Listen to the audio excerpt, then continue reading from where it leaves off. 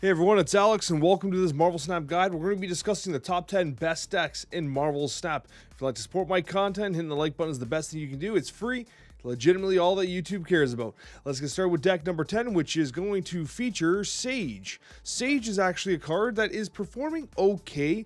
Not a lot of play percentage because a lot of people, I guess, didn't want to target her. It just didn't seem like a fun card. Performance-wise, I'm actually enjoying Sage, but this is currently one of the best performing decks with Sage, although I tend to prefer Surfer Negative, but it is more susceptible to the likes of Leech. But this one here is a good performer. I do like the bounce-based deck.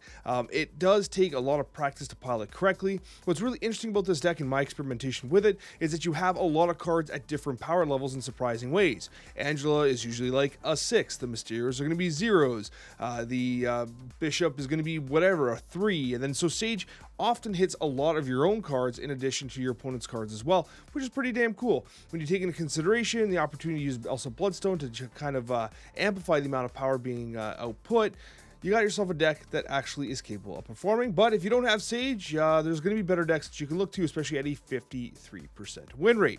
That takes us to number 9, and it's Hela, dropping from near top spot all the way down into 9th place. At a 54% win rate and a 0.28 cube rate, the cube rate and the win rate is the lowest it's been in a while. Sometimes the win rate on Hela is slightly lower, but the cube rate's never this low.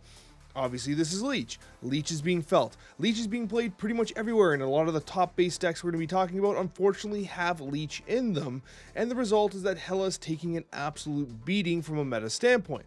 Does Hela still win games? Yes, but if Leech is in those games and Hela's in hand, it's a total disaster. So Hela has definitely taken a beat down thanks to the prevalence of Leech, so maybe that release valve is working just as intended. That takes us to number 8, and it is Loki. So Loki's pretty interesting in the standpoint of, like, it is the kind of deck, and we're using high infinite stats here, and it's performing well. 55% is usually about where you'd expect it to be. The cube rate's a little lower, right? Anytime you're under 30, it's indicative of a bit of a weaker cube rate. And so, like, at 0.29, it's merely fine. But in the hands of a true Loki expert, Loki is still one of the best cards that you can play in the game, one of the best archetypes you can play in the game. You're going to see people winning tournaments with Loki. You're going to see people winning, just getting to high infinite, getting to first or second or top 10 with Loki. And it's going to be the kind of thing that you see very frequently. And if you want to commit to the Loki archetype, it is still an absolute banger. Although, let's be honest, there are a couple better decks out there. The addition of Red Guardian and Nocturne in this deck is actually kind of fun. You're seeing new cards making this deck incrementally better with a little more tech. I like to see that. We move to number 7 here, and it's Darkhawk. Now, once again, Darkhawk was actually near the absolute top of the meta in the last week or two. It's actually come down quite a bit. I do like the disruption element of Darkhawk, Korg, the Rock Slide, and etc. But at the end of the day, once again, you are getting hit by these leeches, which negatively impacts the Doctor Doom, but you can't complain because this is one of those decks that runs Leech into Blink. You're going to see that combination a lot, Leech and Blink, because it is such a natural, perfect line to play where you can basically cheat out a Doctor Doom or Red Hulk, or even the Darkhawk for that matter, while also disrupting your opponent's plays. Leech is all over the place right now, and Darkhawk is no exception. Although honestly, the win rate is surprisingly low for what I think Darkhawk is capable of, and the cube rate is also on the lower side. This deck is somewhat underperforming compared to some of the others, although honestly, I do think that Darkhawk, especially now that it's been revealed that it is individually one of the best performing cards in the game, I think it might be under the microscope to see if we can figure out some new synergies with this card. That takes us to number 6, and I'm actually really excited to show this to you. It's new Destroy. And what's interesting about this is a very new approach to Destroy.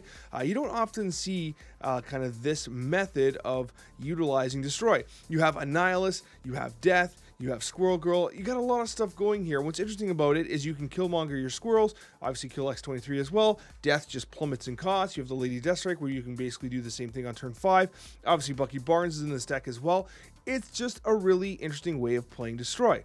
In fact, I think that if you've been playing Destroy a lot, like if you're a Destroy main, because every Destroy player I seem to go against has all gold cards, try this. Just try it. It's a little bit of a different flavor of the good old classic Destroy. Good old classic Destroy is good too. It's performing well. This one actually has a cube rate advantage and a win rate advantage right now because I think it's so new, it's so novel that people just aren't expecting it. And perhaps honestly, until, well, prior to this video coming out, perhaps people playing this deck were getting away with the fact that people didn't identify it as Destroy right away if Squirrel Girl or Nico go down, but then Bucky Barnes comes down and Sentry, and then they're like, what is this deck? What is this cook?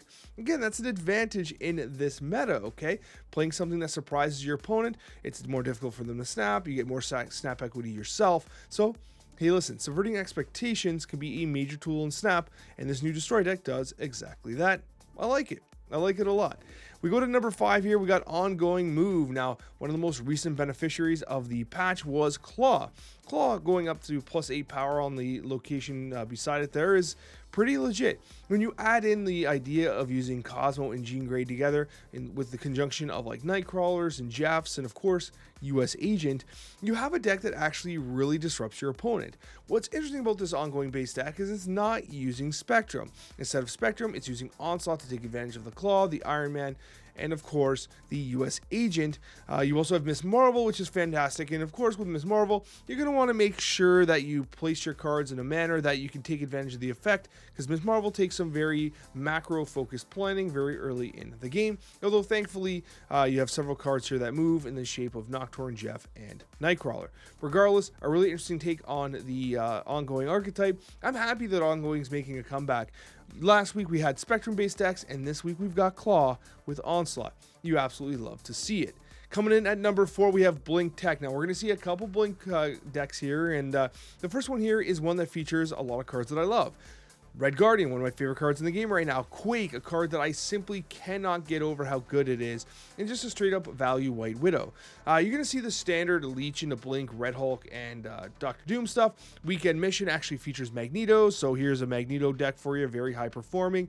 And honestly, do not sleep on the snap equity that Quake provides. Quake is such an incredible surprise card. I mean, in the video I did kind of recently where I kept showcasing Quake, it was me just destroying people using Quake on turn 6. Seriously, the card's ridiculous. So I said it on the Snapchat with Cozy, I want to try introducing Quake into more decks just as a straight up splash. And this one has it. It's running a 57% win rate, which is pretty impressive at a 0.31 cube rate. Very strong deck. One of the best ones that you can play in the current meta. And then, again, another Blink deck. And what do you see in common? You see Blink, you see Leech, you see a big chunky boy in the case of Doom, Magneto, or Red Hulk. And but you get the move style kind of splash here. You do get the Kitty Pryde, Angela, Jeff, Hope Summers, Nocturne. I mean, it's basically it's Blinky Smooth. It's Blink, except with a little bit of Smooth in there. And it's actually running a phenomenal cube rate at 0.59 according to Untapped, 58%. I mean, the stats don't lie. It's performing. And once you get all that movement, and again, you can cheat out a lot of energy or a lot of cards with Hope Summers.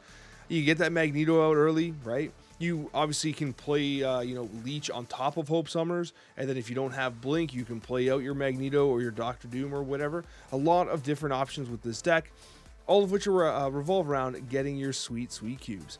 0.59. It really does not get much better than that statistically. It takes us to number 2, and this is one of the most popular decks in the meta right now, and it is Lockdown. I mean, listen. Cannonball Lockdown is pretty wild right now. Cannonball feels like a better Shang-Chi at times. The ability to lock down locations with Professor X, stuff them up with debris, which obviously Hellas hate.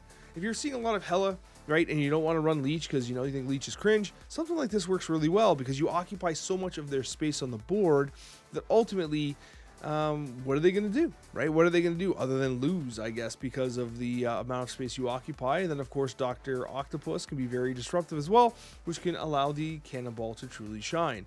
I do like the Daredevil Splash in here.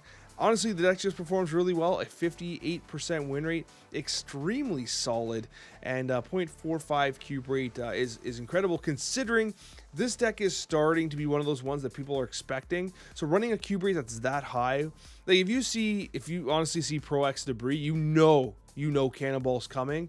And so this deck is losing the element of surprise for people that have been playing very frequently, but still, at a remarkably high cube rate, the stats do not lie. It's one of the absolute best in the game. Now, before we get into deck number 1, I should absolutely mention here that I want to say thank you so much to everyone. The other week, I mentioned that we were trying to get to 90,000 subscribers. We did it. We got to 90,000 subscribers. So many people subscribed in that video. We actually burst right past it. So I just want you to know I appreciate every one of you guys so much. It's a true dream to be able to do this, and onwards and upwards to 100,000. But I want to say thank you so much from the bottom of my heart for supporting me and my content. And I support you back with an absolutely amazing Ultron deck running a 59% win rate, a 0.47 cube rate. I mean, listen, this deck is kind of popular right now. You're seeing it quite a bit, and I like it. I like the splash of Super Scroll in here. It's kind of cringy that Leech is making this deck too. The major risk here, it's not really a risk, but you have to be very cognizant when you're playing this deck of how you position things, because you can very well Leech into Blink Ultron, and if you do that, you want to make sure that you've positioned your cards in a way where like you can keep playing cards, right? You want to put them in a way where like, oh, I just did that, well, I can still follow up with Blarvel and Onslaught, or if Onslaught comes down, you're able to put Blarvel there. So where you play Leech and then you blink that card out, it's very important. So positioning is important in this deck. The way you handle the macro approach to playing games with this deck is very important. So if you start playing it and you're like, it's the best deck in the game, and you lose a bunch, don't fret. Really pay attention to how you lay out your cards for greatest effectiveness, and you'll start to see more cubes more often. Thank you so much for watching, guys. I truly appreciate it. Hit that like button if you haven't already. Subscribed if you're not subscribed, and we'll see you in that next Marvel Snap video.